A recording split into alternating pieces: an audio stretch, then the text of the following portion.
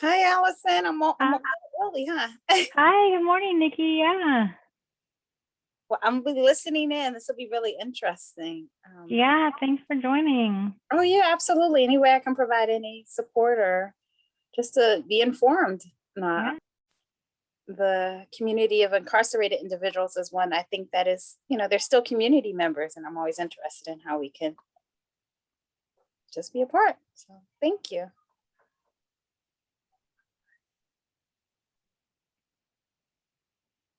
I'm just monitoring my email to make sure folks aren't having trouble getting on. I did there were two invites, and one of them it was saying incorrect, and then the second one I linked on to, it let me in. Okay. So maybe that's what it is.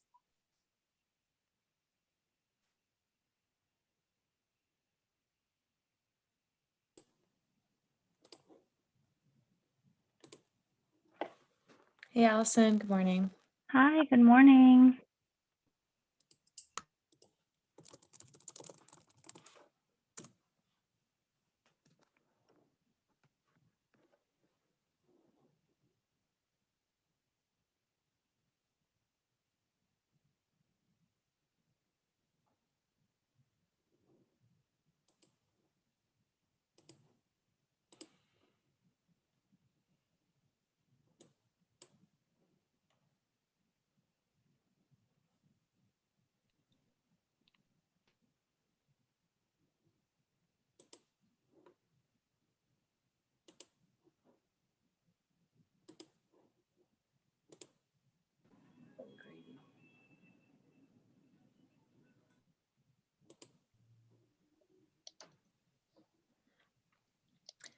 Hi, everybody. We'll get started in just a couple minutes.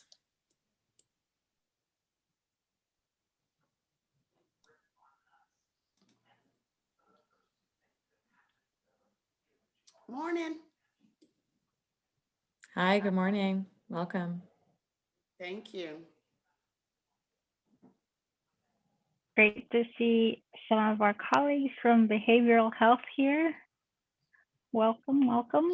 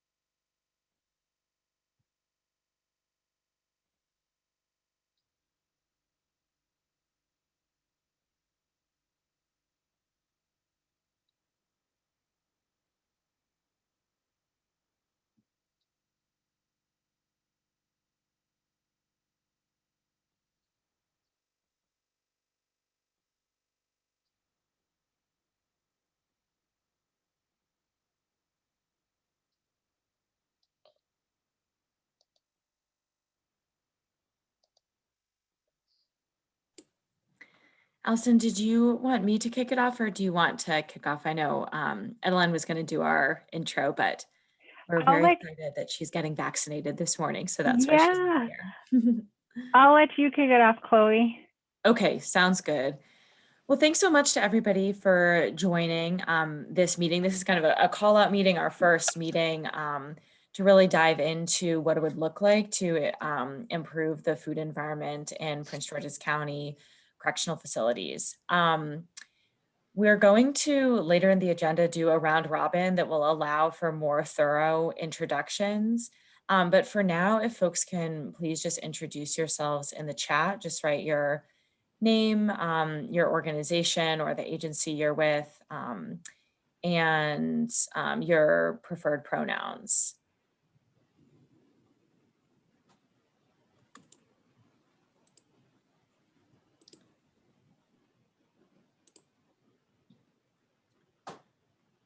Awesome.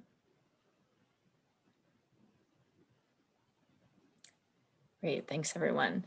And while people are continuing to introduce themselves in the chat, I did ask a couple folks who are on this call who have been working on this issue more deeply to offer us some initial presentations for context setting. Part of what prompted this meeting is the convergence of a lot of different forces. So the Prince George's County Food Equity Council and the Healthcare Action Coalition's Healthy Eating, Active Living Work Group both have a priority around leveraging the county's food procurement to better align with the county's values. What do we mean by that? We're talking about values around racial justice, health equity, nutrition, animal welfare, environmental sustainability, a valued workforce, local economy, having a robust local economy where farmers are supported within the region.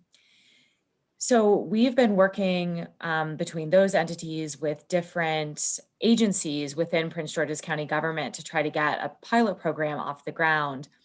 And so looking at the correctional facilities would be a really powerful application of this strategy, given that the people who are incarcerated are disproportionately people of color and also disproportionately suffer from adverse health outcomes that are related to diet-related diseases. So that's kind of one factor. And then at the same time, Impact Justice, a national organization, and we'll hear from Leslie Sobel in a minute, and CSPI and others worked on a big report that came out recently that's been getting some national attention. We'll put a link to some New York Times coverage that they got in the chat that's talking more broadly about the food environment in prisons across the country and the need to improve that food environment. So Leslie and Jesse and Kanav, who you'll hear from as well, who's been working on this issue at the state level in Maryland with some different pilot projects in other prisons across the state to bring locally grown and fresh produce to people who are incarcerated, all kind of had interest in this project. And then of course it relates as well to, I know we have some guests from the Behavioral Health Work Group in addition to the Healthy Eating, Active Living Work Group, because this issue does touch a variety of subjects. So that's just a little bit of context setting for what brings us here today. I'm going to turn it over in a minute to first Kanav and then Leslie to talk a little bit about their work and kick off the conversation here. Then after that, we will have a round robin and go around and hear from everyone in terms of what your organization and your own stake is in improving the prison food environment and what that looks like to you. And then we'll talk a little bit about next steps, who's missing from the conversation and where to take it from here. Before I turn it over, does anybody have any questions or things to add about that context for the conversation or our agenda today? All good? Okay. Sorry, I was on mute. One more thing. Welcome Behavioral Health Advisory Group members. And for our HEAL folks, one of the goals of the Behavioral Health Advisory Group is to support the behavioral health needs of justice-involved individuals with a focus on diversion. So helping people that don't need to end up in prison and jail get the appropriate services they need, as well as re-entry. So supporting the needs of those coming out from incarceration into the community. And so you may ask, what does that have to do with HEAL? But behavioral health and diet are so intertwined in the state's diabetes action plan. They highlighted the complexities of someone has behavioral health or mental health conditions with chronic disease, and one can make the other worse. So excited to have people from lots of different areas of the coalition here. Great, great. Anything else, any other comments on the context before we dive into the next part of our agenda? All right, great. Kanav, can I turn it over to you to share a little bit about the Farm to Prison project and your work? Yes, good morning, everyone. Thanks, Chloe. My name is Kanav Kathuria. I'm the founder of the Farm to Prison project, which I'll talk about. in a little bit. So I'll be kind of framing the issue of food in prisons, given our work in Maryland state-run prisons over the past 2.5 years. So I guess just for some context, our work has focused on facilities run by DPSCS, so not necessarily on county jails and county facilities, except for Baltimore City, which are state-run facilities. I will say, though, we have spoken with folks in general in county jails, and everything I'm about to say, we can say that things are in fact worse on the county level, on the jail level, just keeping that in mind. So with that, I didn't have a chance to prepare slides or anything, but I'll be reading a little bit from a testimony that I'd written prior that kind of, again, frames the issue of food in prisons from the research we've been doing the past few years. So again, if you have any questions, please drop them in the chat. This is certainly not all inclusive of the work we've been doing. It's again, just a framing. We do have a report coming out in May that dives deeper into food, the experience of eating and food conditions in Maryland. So, keep an eye out for that. But in short, the Farm to Prison Project was founded in 2018 in order to address the egregiously poor quality of food provision, again, in Maryland state-run correctional facilities. Over the past few years, we've conducted IRB-approved in-depth research on food conditions in prisons throughout the state of Maryland, focusing on all aspects of food service, such as the availability of fresh produce and the impacts of food on currently and formerly incarcerated individuals, both short and long-term physical and mental health and emotional well-being, the quantity and quality of meals, how poor food conditions create forms of violence, changes in food service over time, because in Maryland state-run prisons, food service is public. It is not privatized, which is not the case in some county facilities. And how the oftentimes abusive, hostile, and rodent-infested kitchens and eating environments also contribute to forms of violence on the inside. And I can get more into methodology if later, but our research involved speaking with both currently and formerly incarcerated individuals, as well as correctional staff throughout the state of Maryland and on the state level. So the issues with food provision and industrial food production in Maryland's prisons are structural, they're multifaceted, and they're ultimately rooted, as it was touched on, in larger systems of racial and economic oppression. One of the most common themes, if not the most common theme to arise from our research, was that the food served to incarcerated folks is at its core not fit for human consumption. So our research uncovered how individuals receive meal portions that are not enough to feed a child, much less an adult, the almost complete scarcity of fresh produce, the ways in which storage and preparation practices deplete the already poor nutritional value of food, instances of large groups of people falling sick after consuming spoiled or contaminated foods, and consistent testimonies from individuals, again, all prisons throughout the state of Maryland, who consistently observed cockroaches, mice, rats, insects, maggots, crickets in their cooking equipment, the prison hall, and again, in their own meal trays. So I think beyond these incredibly dehumanizing aspects of food service, our research also uncovered the impacts of food on folks' health. So as I touched on, generally speaking, food service is not nutritious. Meals are high in sodium. They consist primarily on starches and empty calories just to keep people full, and rely almost exclusively on canned produce as opposed to fresh fruits and vegetables, which is really, of course, a byproduct of our highly processed food systems in general. And in Maryland, I believe the average cost for incarcerated person for all 3 meals per day is $3.83, and that's of 2018. So that number might have changed. And that number goes as low as $2.15 in some institutions. And again, that's for all 3 meals for one day, which comes out to what, 70 or 80 cents per meal. So on that budget, how can food be nutritious, right? So as a result, individuals detailed how food provision not only exacerbates any pre-existing health conditions, such as diabetes, hypertension, and chronic heart disease, which we know folks entering prison are disproportionately impacted by those conditions in general, But prison food actually serves as the root cause. Folks come in without these conditions and they leave with them. So of course, the implications from that are pretty profound, right? Like the food that the state of Maryland is serving to individuals in their custody induces chronic health conditions that can last for the rest of a person's life. So due to this invisible collateral consequence of incarceration, which is not really discussed, we really maintain that food provision in Maryland's prisons is a form of slow and premature death.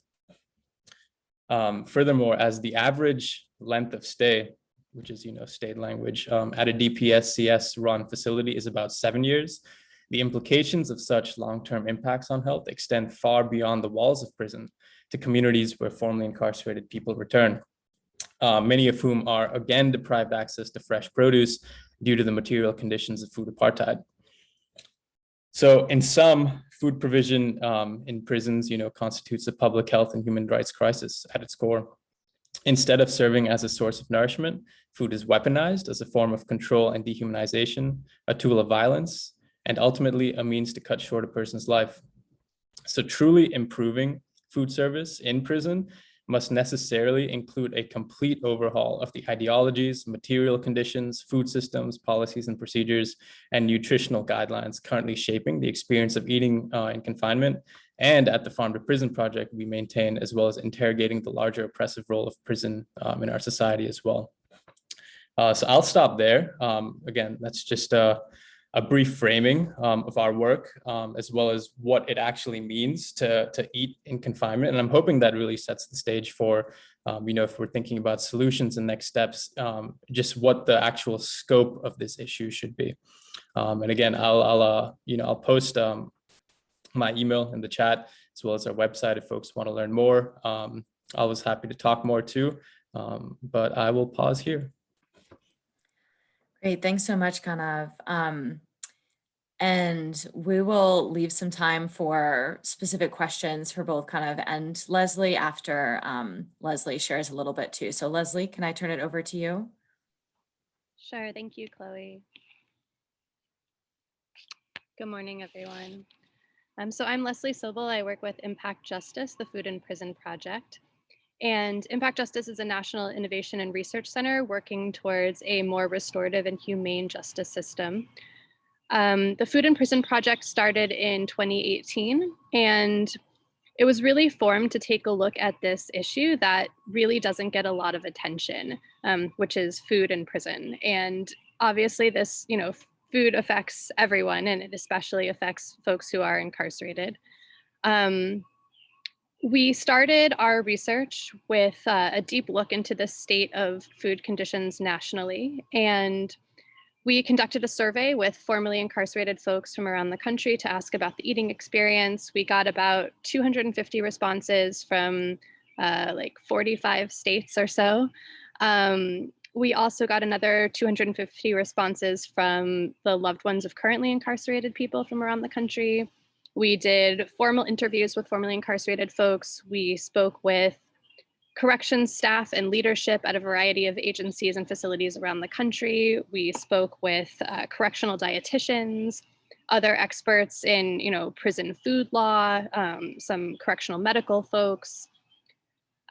We spoke with people who are working to transform institutional food in other sectors like schools and hospitals. So really like trying to get a good sense of this issue from a various number of angles. And I have to say that, after our intensive investigation, what Kanav just stated is pretty much true of everywhere in the country.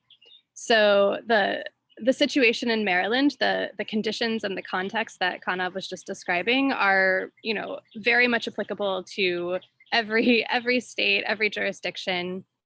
Our research focused on state prisons as well, but we heard from so many people who had also spent time in jails before they were sent to prisons. And like Kanav mentioned, the situation in jails is often worse at the county level in terms of the food. So I don't want to just sit here and repeat everything that Kanav just said, but really, we found exactly the same issues in terms of physical health, impacts on physical health, impacts on mental health. We did a lot of research into what some of those impacts mean and how they're how they happen. So, I know we spend a lot of time talking about the impacts of food on physical health, but there's also a lot of research that looks at how, nutrient deficiencies can contribute to not just things like depression and brain fog, but also poor decision making and violent and aggressive behavior. Um, we did a lot of research into things like food, the connection between food and trauma and food and substance use. So a lot of different aspects that specifically affect folks who are incarcerated. And I can put the link to our report. It's called Eating Behind Bars, Ending the Hidden Punishment of Food in Prison. I can put a link to it in the chat. It's long, it's about 127 pages, but it's separated into 6 sections, which makes it, I think, fairly readable. Looking at specifically like the experience from, the perspective of folks who are incarcerated, looking at what we call the prison food machine, the system of operations behind it, looking at ways to start moving forward beyond the current situation that we're in. So again, I'm happy to put my email in the chat. Please reach out at any time. I'm happy to answer questions. Yeah, I think that's about all I have to say at the moment. Great. Thank you so much, Leslie. And yeah, just want to acknowledge, so Leslie's report that Impact Justice did was focused nationally, and Kanav's work has been focused primarily on Maryland state prisons. So we probably do still have some research gap, and I know we have some folks on from Prince George's County Corrections, and so just want to acknowledge that we probably do have some research gap, and I think that may be an important follow-up step for this group, is to talk to people specifically who are incarcerated here in the county, to hear from our agency partners, to talk to currently incarcerated people where possible, to better understand what the specific conditions and problems and desired solutions are for Prince George's County corrections. But I think those are really sobering remarks and reminders about the urgency of improving the food environment in prisons. Kind of shocking and hard to hear for many folks, I'm sure. So thank you, Kanav and Leslie. Before we go into our round robin, does anybody have any questions for Kanav and Leslie?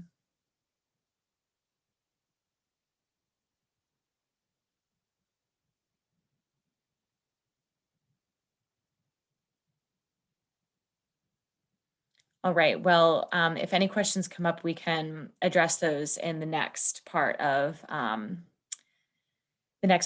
Sydney, go ahead. Sorry, Chloe, one came to me.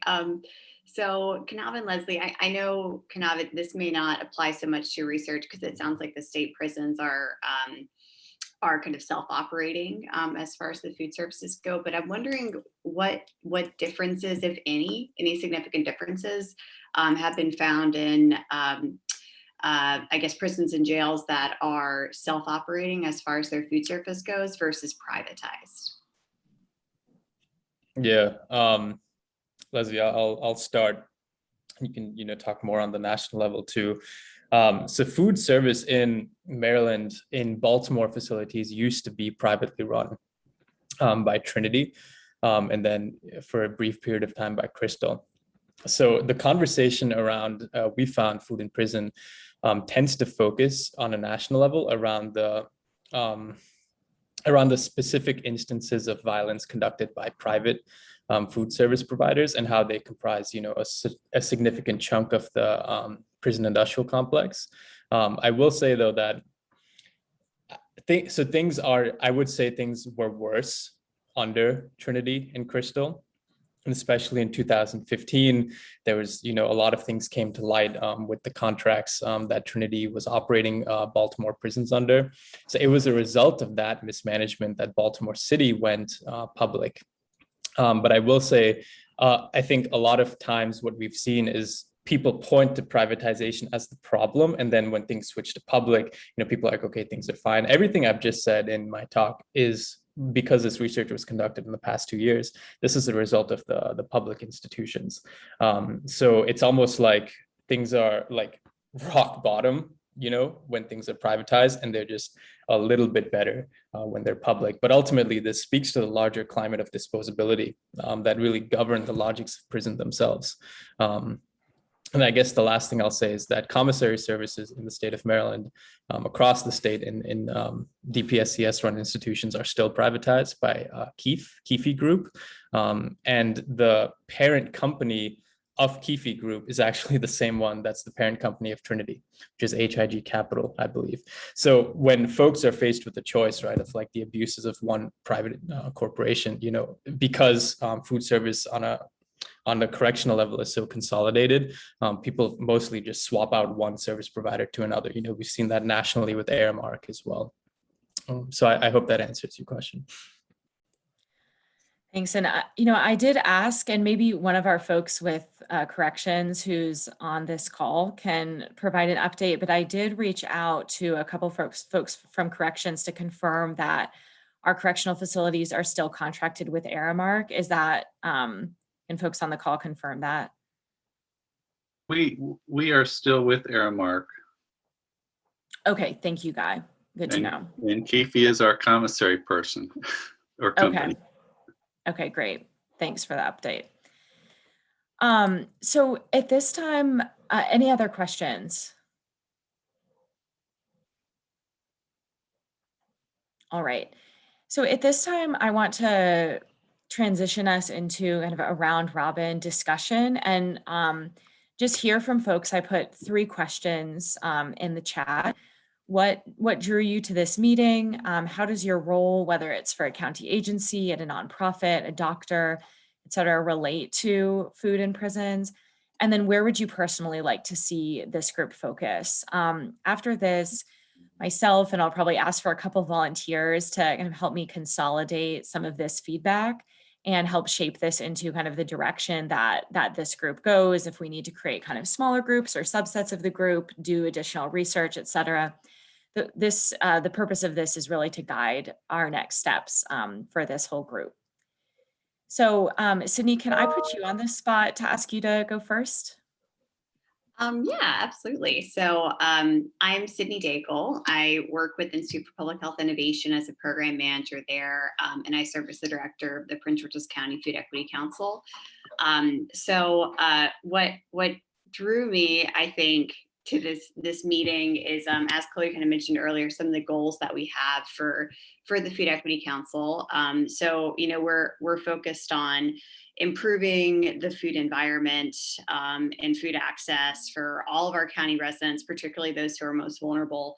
And we have a special focus on kind of racial justice. And so I think when you look at the intersections of the various issues that we work on, looking at food procurement in prisons is kind of a natural fit.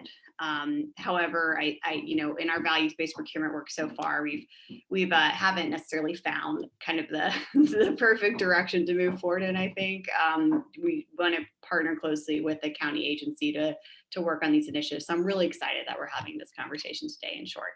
I would love to see this group focus on, yeah, I guess the procurement aspects and really thinking about what might be a place where we could, you know, initially start this, even if it's a very small step. I think that would be great to identify today. Great, thank you, Sydney. And that was a perfect modeling of the response to this question in under 2 minutes or less, which I think we should aim for, just so that everybody has a chance to go. And I'm just going to call on folks, but if you'd like to pass, no problem, just say that you pass. Karen, would you go next? Good morning, everyone. So I'm Dr. Karen Payne, and I work for the health department. So that's what drew me to this meeting. I also teach a class called Sexual Health and Recovery at our Upper Marlboro DOC. And what I would like to see this group focus on is if we're not doing what we should be doing for the prison population as it relates to food or nutrition, I would like to see us work better at getting a vendor who could possibly do the right thing. And that's it. Thank you, everyone. Thank you so much. That was great. Guy, would you go next?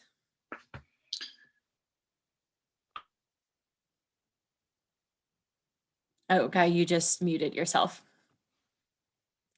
And I thought I was mute. I thought I was already muted. Hey, everybody. I'm Guy Merritt. I'm the acting deputy director for the Bureau of Administration for the Prince George's County Department of Corrections. And I've been with Prince George's about 8 years. I came from Montgomery County. Before that, I was with the Sheriff's Office in North Carolina for almost a decade, working with incarcerated programming in incarceration. Food has always been a concern of mine, the quality of food that we provide people and that it's edible. And frankly, from day one, when I started working in corrections, my position was if I can't eat it, then the inmates shouldn't be eating it. And there have been lots of times when that's been put to test, because the reality is that food service in incarceration is a big business, and it's a complex business, and there's pushback on both sides about how you provide food and the quality of the food and the volume of the food. It's not an easy question to answer. So I wanted to see what you guys were thinking about this. Great. Thank you, Guy. Gregory?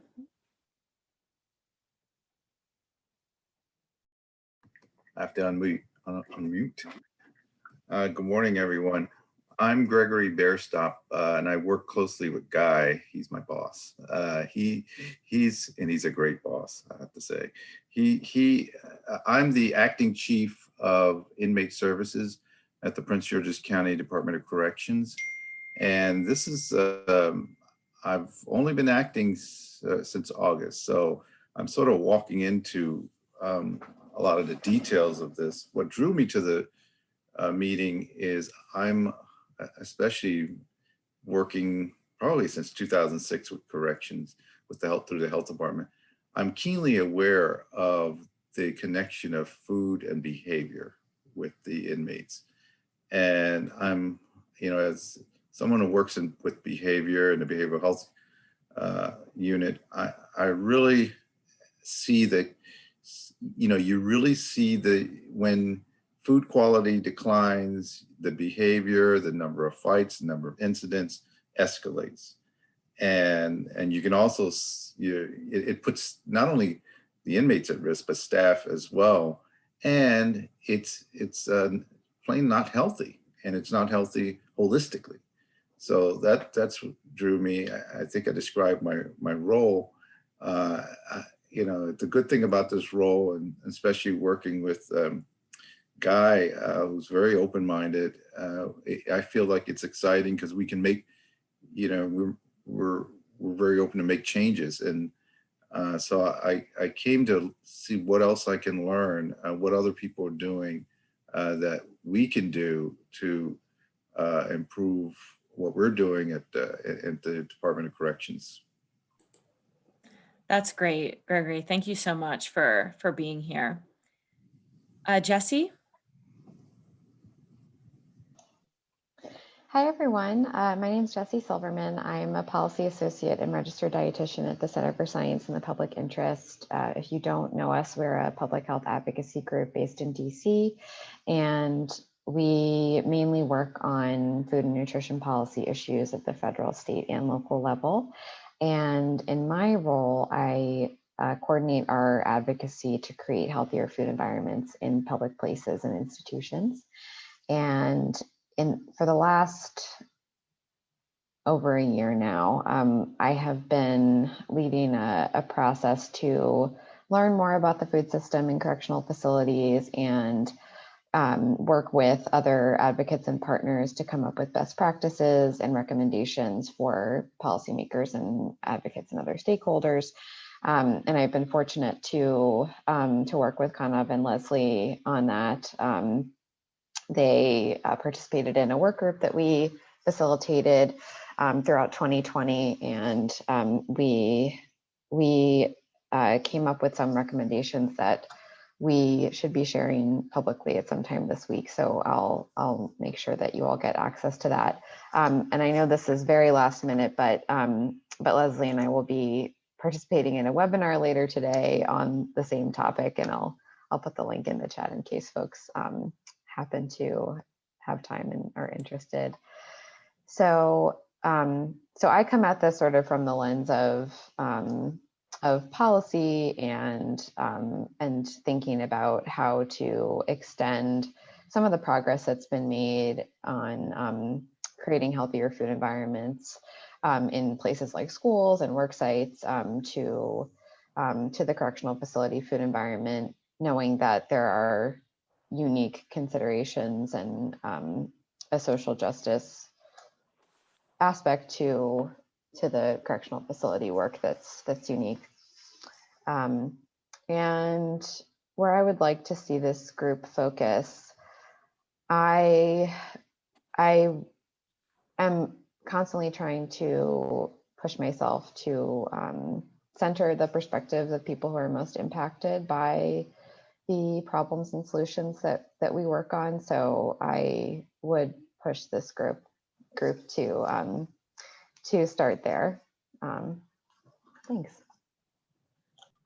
Thanks, Jessie. Barbara? Good morning, everyone. I'm Barbara Banks-Wiggins, Executive Director of the Prince George's Healthcare Alliance.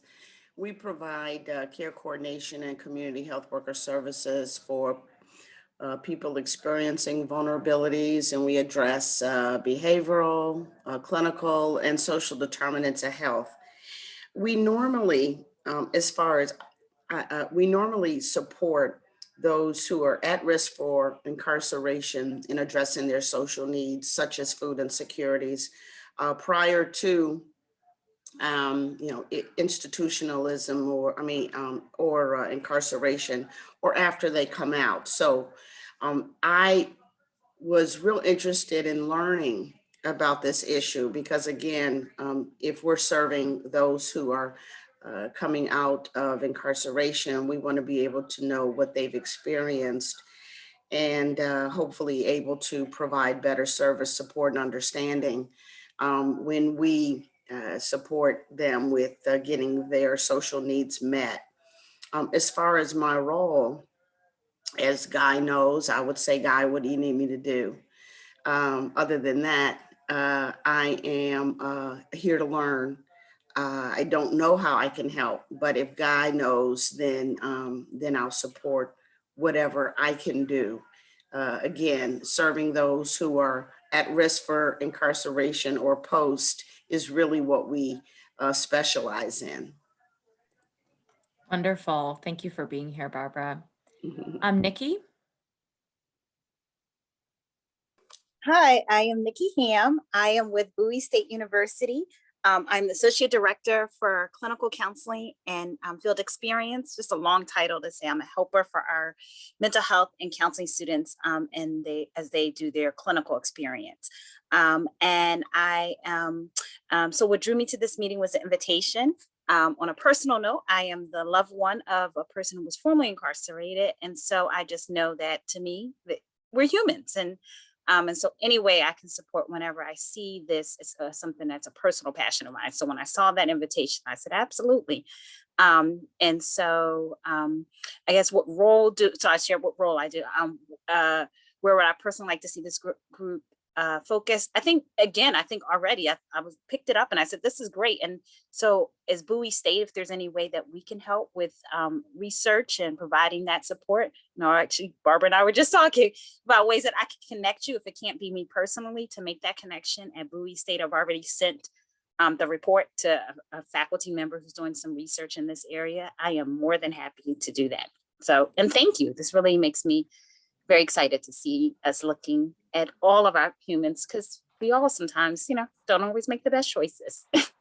Absolutely. Thank you so much, Nikki. It's really great to have you here and be connected to the resources of Bowie State. Zulma, and apologies if I'm not pronouncing your name correctly. Oh, I think we may have just lost Zulma. Rachel? Hi, my name is Rachel. I work with Jesse at the Center for Science and the Public Interest. I'm an organizer, so I help across all of our different nutrition campaigns, specifically in the South. And kind of echoing what Jesse said, like I'm interested in terms of our food service guideline work, but also I'm a recent graduate from college, and my background is in researching restorative justice and juvenile justice. So personally interested in learning in this space. Also wanting to support in terms of community engagement, like how are we advancing this work and notifying the community about this and educating people to also be advocates as well as engaging people currently incarcerated. That's wonderful. Thank you, Rachel. Monica? Hi, good morning, everyone. My name is Monica Gray Coker, and I'm with the Prince George's County Crisis Response System. And I am the outreach coordinator, and I'm also the crisis intervention team coordinator for the county. So a lot of times I am asked to put on trainings for law enforcement and other agencies. So one of the topics that we usually cover is nutrition and self-care. So I know by us working really close with the mentally ill, a lot of times we do talk about the importance of, nutrition and medication and all that. So a lot of times, as one of the other ladies said on the conference call, we all have consumers, or we have loved ones that may be incarcerated. And a lot of times we're always concerned, are they getting their medication? Are they getting a nutritious meal? And a lot of times people think they may not be deserving of that. But a lot of times, as we try to explain to them, everybody should be entitled to, nutrition and, meal, medication and all that. So a lot of times if I can always try to educate the community on the services that their loved ones are getting in different facilities, I think that's very helpful for them to kind of know. Thank you. Wonderful. Thank you, Monica. Will? Good morning, everyone. I'm Will Williams, supervisor for the jail-based substance abuse treatment program. I work very closely with Mr. Bierstock, and happy to do so. And one of the things that he mentioned is my goal as well, to see how we can better serve the inmates and provide them with as much behavioral health care as possible. I was invited to this meeting. I'm glad I was, and look forward to being a contributor. Thank you. Thank you. Lee.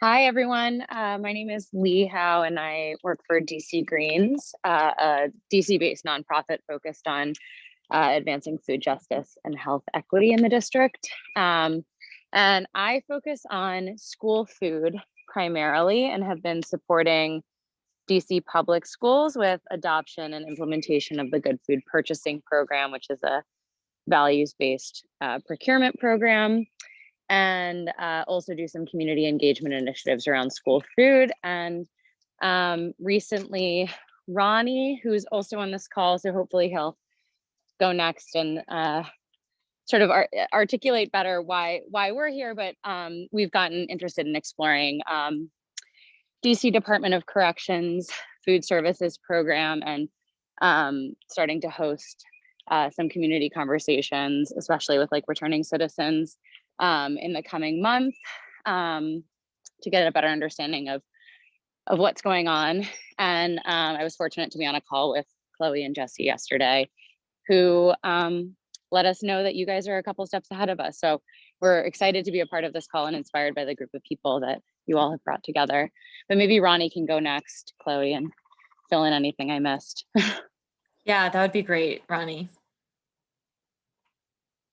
Okay. Good morning, everyone. My name is Ronnie Webb. I'm a founder of Green Scheme and a co-founder of the Don't Mute My Health coalition that we started, which is a grassroots movement based out of the district, where we basically, it's a grassroots movement where the community reclaims their own health.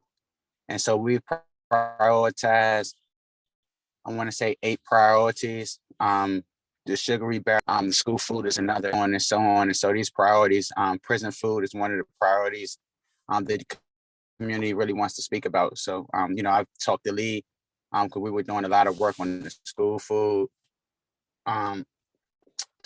projects. And so, you know, we talked and, you know, we really wanted to make sure that we can be a bridge for the community to, you know, to get some change happening. And so, you know, from there, we just wanted to see, you know, who's already working in the space, what's already being done, and how we can be of support. We can support each other throughout this journey. That's great, Ronnie. So glad to have you on the call, and exciting that these efforts could be happening in parallel in DC and Prince George's County Corrections. Did I miss anybody? Oh, Allison, sorry.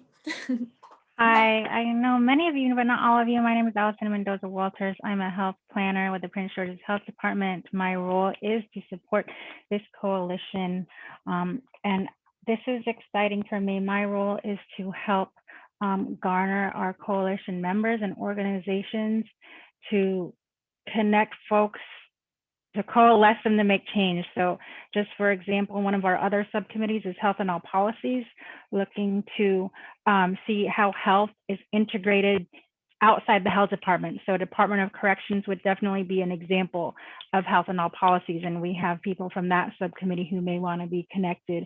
We have a food as medicine subcommittee who is mainly working in the community, so outside corrections, but like their core value is food is medicine. It's just as important as your antibiotics, as whatever other medications you need.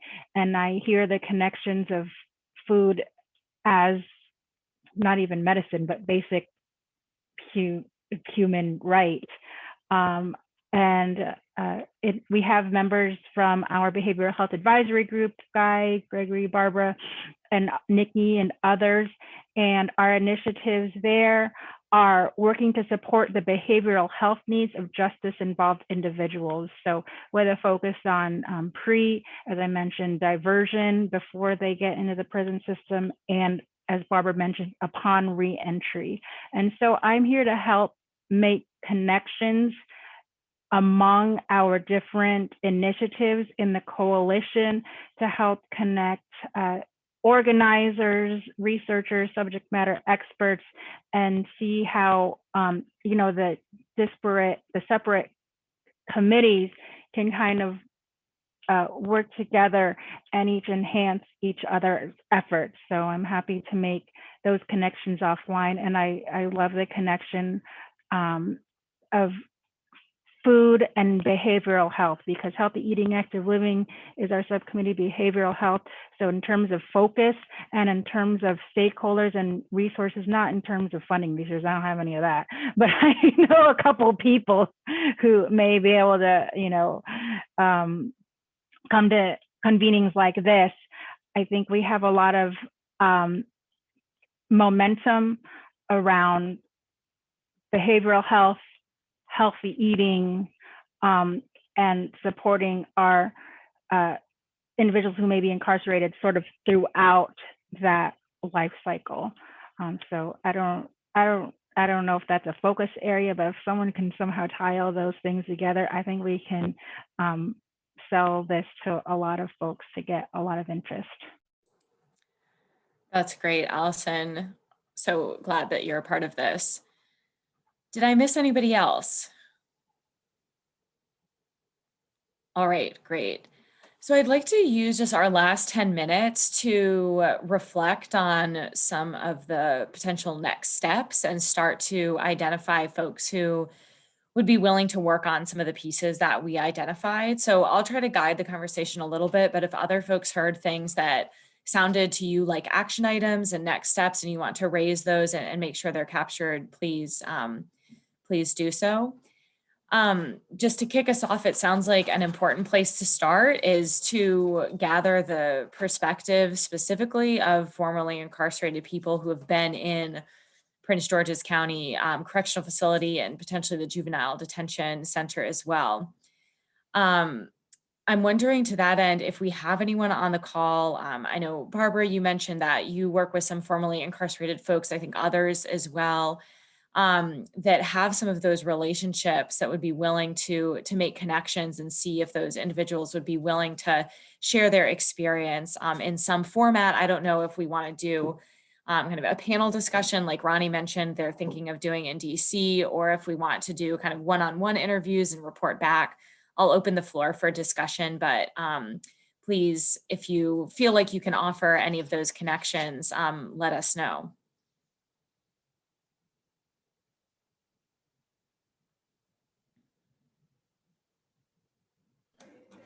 Yeah, if that's something you'd like to do, I could definitely meet with my team. We support a lot. We support several several people who through the ACES grant that we are a partner in, and so that gives us an opportunity to really support identifying who would be able and willing to provide you feedback. Wonderful. And thank you, Kana, for putting that in the chat that you'd be willing to conduct interviews and share the interview guide. I think that would be great. Do folks have opinions on whether we want to whether it would be best to do these as like one-on-one interviews or try to schedule kind of more of a panel format discussion and have like another bigger meeting like this, but that features some formerly incarcerated folks? What are folks' instincts on kind of the best way to move forward with gathering that input?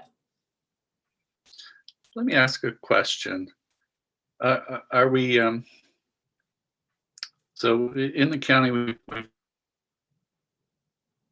got the correctional center, then we've also got Cheltenham, and I don't think you have anybody from Cheltenham on today. So is the primary focus of the group is going to be on how we're handling food and food knowledge in our local systems, right? So we're looking just at the jail and just at Cheltenham. I think it would be interesting to figure out what a good questionnaire or tool to use with current inmates would be helpful. I know that I have to speak, I can't speak for the director, I'd have to clear it through the director, and I know that the responses wouldn't be all that wonderful, but it might be extremely helpful to get that captive audience and say, you know, what is good, what is not good.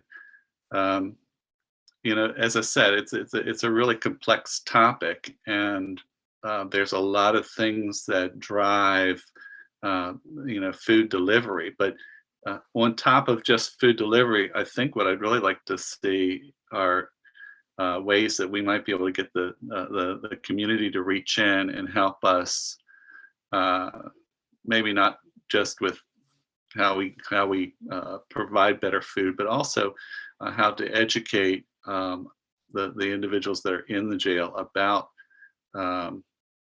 healthy living through their diet. Guy, thank you so much for that contribution and that idea. I love the idea of administering a survey on the food environment to people who are currently incarcerated. Leslie and Kanav, was that something you guys were able to do at all in the course of your research, or do you have maybe a suggested template for that sort of questionnaire that we could give to Guy to pitch to the director? Yeah, we, you know, our survey for formerly incarcerated folks and for family members and loved ones of currently incarcerated folks, a lot of those questions could be, you know, simply tweaked in verb tense to apply to currently incarcerated folks. And we also did a few focus groups with currently incarcerated folks. So I'm happy to share our survey questions and our interview guides if you'd like. That would be wonderful, Leslie. Sorry, go ahead. I was saying likewise, we didn't do surveys on the inside, but we did do dialogue circles, and we have interview guides for those dialogue circles, which I'm happy to share. So great. Awesome. And also, we are tapping inmates as experts for their expertise, and also formerly incarcerated individuals, maybe loved ones. And a big piece of equity is to compensate experts for their contributions. And once again, I don't have like just a pot of money, but I'm like a good scrounger. You know, if you think of the people that glean fields, like kind of getting the leftovers. So what I can do, and I've done this before, and it was quite successful, is talk to some partners to see if there's some sort of maybe not monetary. Maybe I've done wellness. What we did before was a wellness gift bag, just something to show our appreciation and show our respect for folks sharing their expertise with us. So I will put myself down for some scavenger hunt scrounging. And I don't want to devalue, and I apologize. I don't want to devalue our appreciation gifts, but I'm speaking of the reality of a lack of budgets for this type of community engagement activity. I want that to be clear to everybody. Thank you so much, Allison. I think that's such an important point, and appreciate you and also Sydney volunteering in the chat to look at creative ways that we can fundraise to compensate people for their expertise. And same, Kanav and Leslie, if you all have any ideas based on the work that you did and can share those with us, maybe offline, since we just have a couple minutes left, that would be wonderful. Great. Any other ideas or thoughts around how to solicit this feedback from people who have experienced the prison food environment?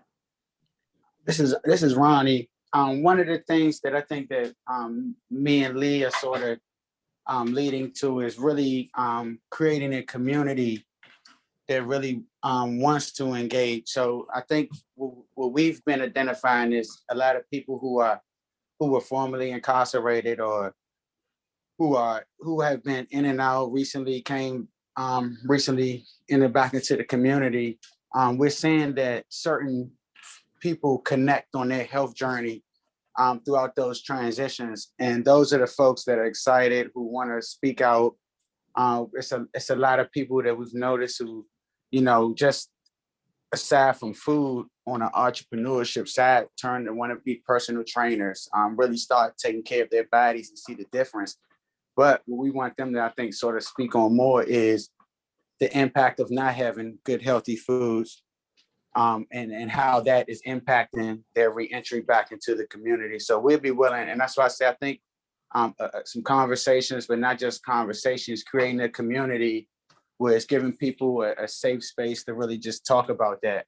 And so we'll be interested, I know, in supporting anybody who's, you know, wants to do that or go deeper and just getting, you know, more raw stories about, you know, what they feel needs to be changed and how we can help. Great, Ronnie. Thank you.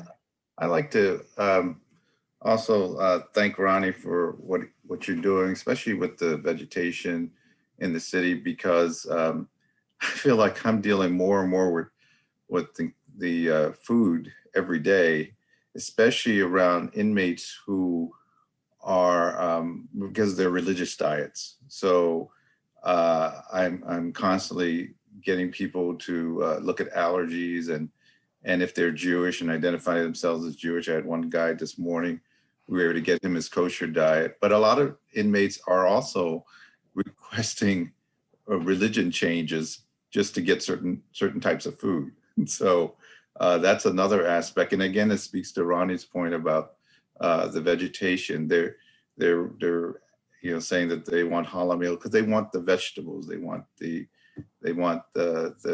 vegetarian diets rather opposed to the carbs and the unhealthy stuff. So that's another aspect of when we this discussion of food is the whole religious aspect, and because there's with a lot of religions in the jail, there's special diets that go along with that, and I think we've done a pretty good job at trying to support that. But all in all, you know, we you know, again, it gets back to Ronnie's point about the food inequality. Yeah. Gregory, thank you so much for raising that. And that's valuable to understand, you know, that trend and what you're experiencing directly. And I think it really speaks to potentially an end goal of this work group being policy change and asking the county council for additional funding support. Why shouldn't people, if they want to be on a vegetarian diet, just be allowed to be on a vegetarian diet, whether they're religious or not? You know, we ought to be spending more than $3 per day on inmates. So these are some of the places where potentially, you know, this work could lead us to. And I think we have some likely champions for these issues on the county council.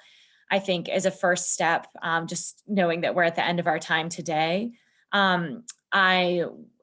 Edeline will pull together some notes from this meeting, from the recording, and we'll send those out to folks. We'll tap you if you volunteered to help us with outreach to formerly incarcerated folks and help with those interviews.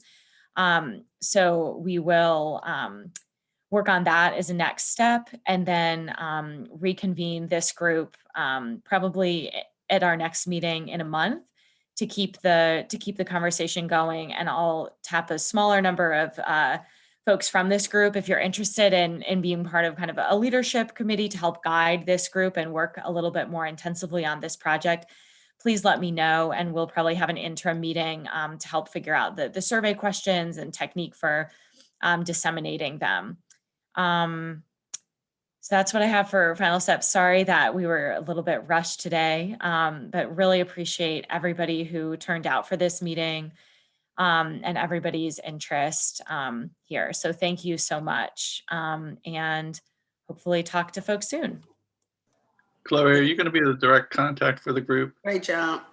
Yeah, you can reach out to me, Guy. Myself and Edeline, as our health department contact, will handle that. Okay, great. Got to jump off. Thank you. Great. Thanks, everyone. Bye-bye. Thank you. Bye-bye. Thank you. Bye-bye.